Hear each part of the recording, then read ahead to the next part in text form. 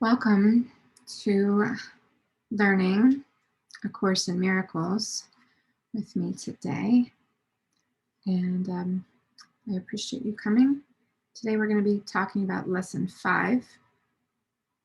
And short introduction here.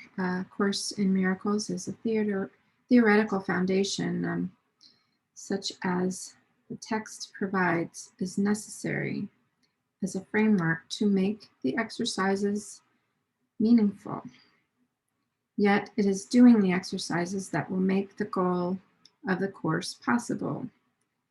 Basically, an untrained mind can accomplish nothing.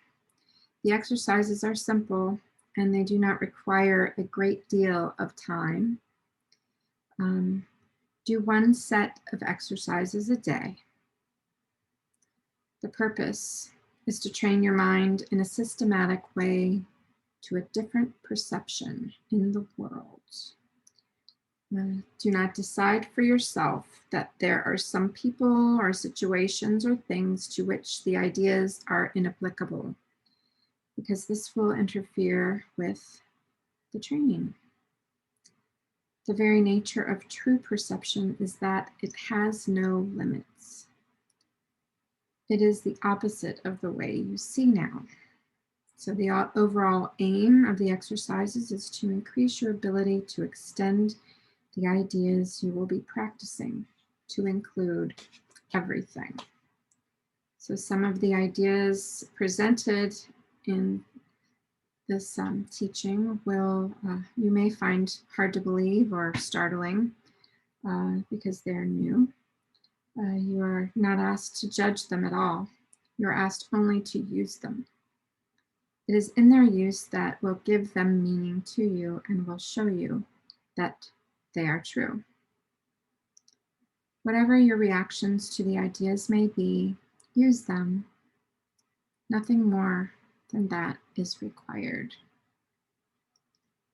So with that, I'll go ahead and begin Lesson 5.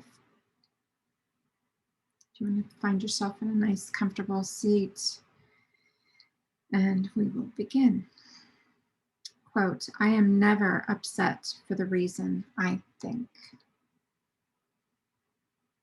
This idea, like the preceding one, can be used with any person, situation, or event you think is causing you pain.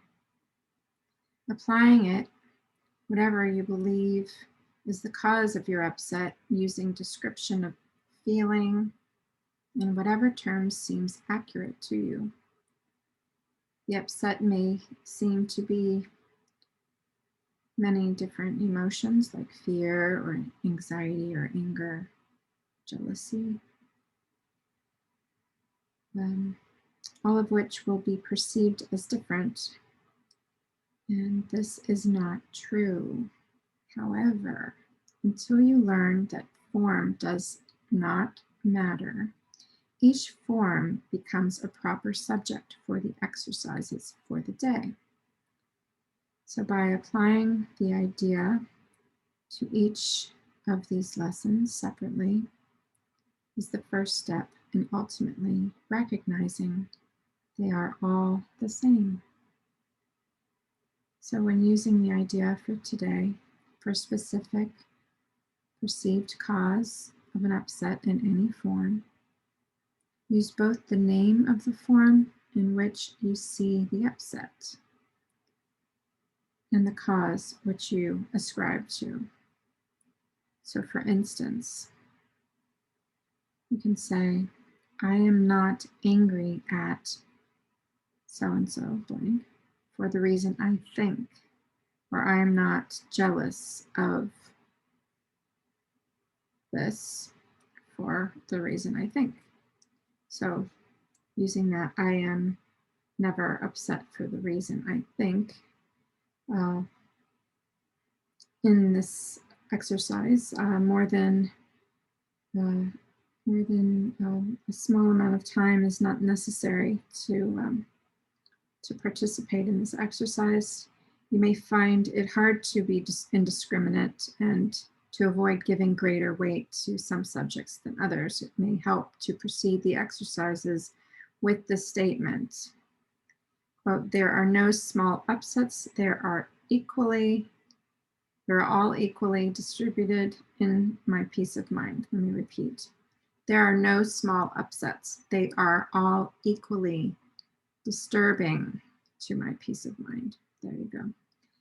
There are no small upsets. They are all equally disturbing to my peace of mind.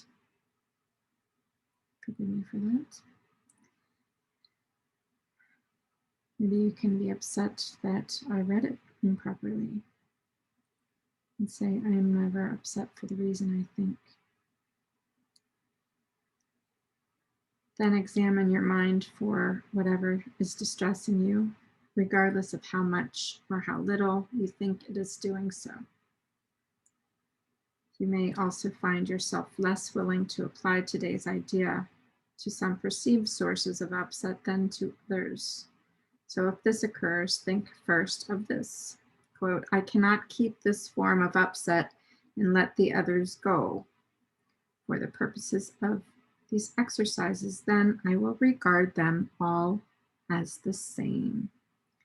Puts everything in this pool of the same, throwing everything into the water or the sea or the